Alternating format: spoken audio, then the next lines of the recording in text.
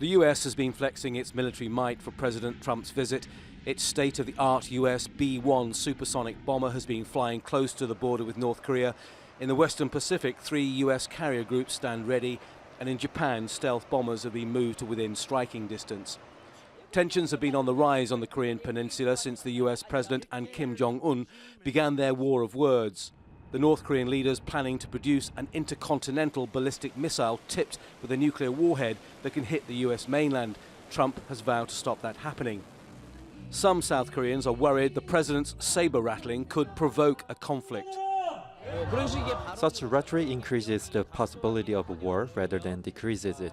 His behavior raises a question about his qualification as the leader of a country. Rather than pressuring North Korea with war rhetoric, a dialogue should take place for a peace treaty between North Korea and the US. That way, this crisis can be addressed. If a war breaks out, South Korea will be put in a great danger. Older conservative South Koreans, however, who have lived through the war and under the threat of several unpredictable North Korean leaders, see President Trump's similarly unpredictable character as an asset. I believe Trump, who's a bit irrational, could be effective. Rational approaches taken under the Clinton and Obama administrations did not work. North Korea developed a number of nuclear weapons. New approaches like Trump's could solve the issue.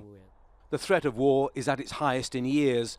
Assessments commissioned by the US Congress estimate that if conventional war broke out in Korea, 20,000 to 30,000 people would die every day. Some Koreans remember the terrible human cost of the last war, which ended 64 years ago. Nearly 3 million people were killed during the 3 years of the Korean War. 1.6 million of them were civilians. And no one here is under any illusions about just what another war would mean. South Korea's Liberal President Moon Jae-in insists that dialogue is the only way to resolve the crisis, which Donald Trump has called appeasement. Our policy is not an appeasement, but a realistic one with no alternative. Taking military options to take out North Korea's nuclear weapons, which Trump mentioned, in other words, staging a war to end North Korea's nuclear program, would be a very foolish policy. There has been little rhetoric coming from the North Korean leader recently.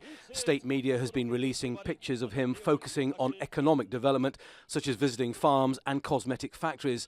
But no one is discounting the possibility that behind the smiles, he's planning something to mark Donald Trump's visit.